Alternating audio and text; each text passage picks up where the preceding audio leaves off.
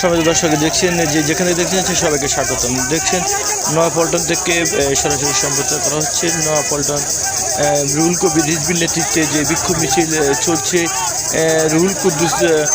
Barrister Ruhul কুদ্দুসের গ্রেপ্তারের প্রতিবাদে যে বিক্ষোভ মিছিল, সেই বিক্ষোভ মিছিলে পুলিশের বাধা দিচ্ছেন। দেখছেন বাধা দিকে মিছিল করার চেষ্টা করছেন রুহুল কবির রিজভি। দেখুন সরাসরি যে যেখান থেকে দেখছেন আপনার মূল্যবান মন্তব্য কমেন্টস করে আমাদের অবশ্যই জানাবেন।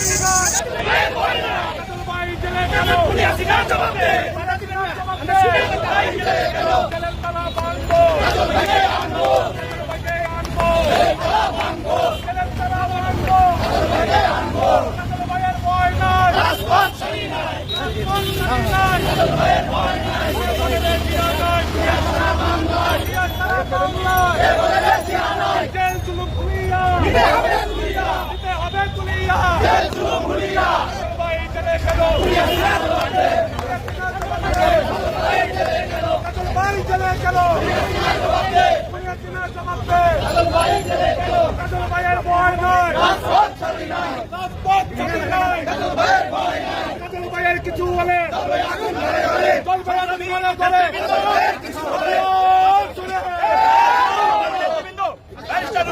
রাজু ভাই বাইকে দেখা যায় না, রাজু ভাই বাইকে দেখা যায় না, সম্পাদক বার কাউন্সিলের মেম্বার তাকে অন্যায়ভাবে সুপ্রিম কোর্টে ভোট ডাকাতি করার জন্য গ্রেফতার করা হয়েছে। তার প্রতিবাদে বিএনপির সিনিয়র যুগ্ম মহাসচিব রুহুল কবির রিজভী ভাইয়ের নেতৃত্বে আমরা একটি বিক্ষোভ মিছিল করেছি। এখন এই বিক্ষোভ মিছিলে বক্তব্য রাখছেন আপনাদের সামনে বিএনপির সিনিয়র যুগ্ম মহাসচিব, যে পরিবারের প্রাণ সুরদিনের কান্ডারি রুহুল কবির রিজভী ভাই।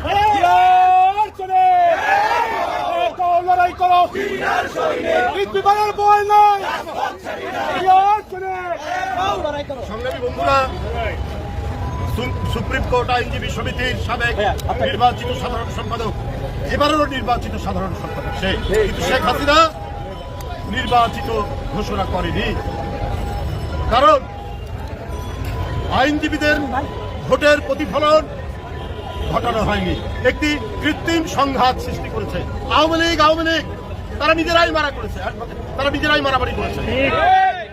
অ্যাডভোকেট জুথি আওয়ামী লীগ, তার স্ত্রী যুবলীগের সভাপতির স্ত্রী, তার গ্রুপ আওয়ামী লীগের মনোনীত প্যানেল, তার যে সাধারণ সম্পাদক, তার গ্রুপের সাথে মারামারি করছে।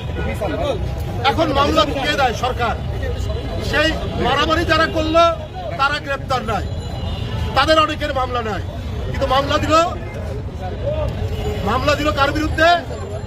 বিএনপি নেতা, বিএনপি সমর্থক এবং সুপ্রিম কোর্টের জনপ্রিয় আইনজীবী, মেধাবী আইনজীবী ব্যারিস্টার রুহুল কুদ্দুস কাজলের নামে গ্রেপ্তার করা হলো।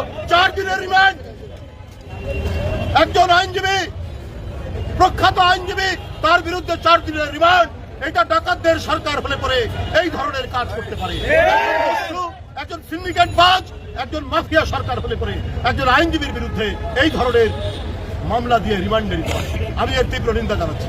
যারা ব্যালট বাক্স ছিনতাই করলো, যারা হারাহারি করলো, যারা মারামারি করলো, তাদেরকে গ্রেফতার না করে, কারণ তারাও তো শেখ হাসিনার দলের লোক।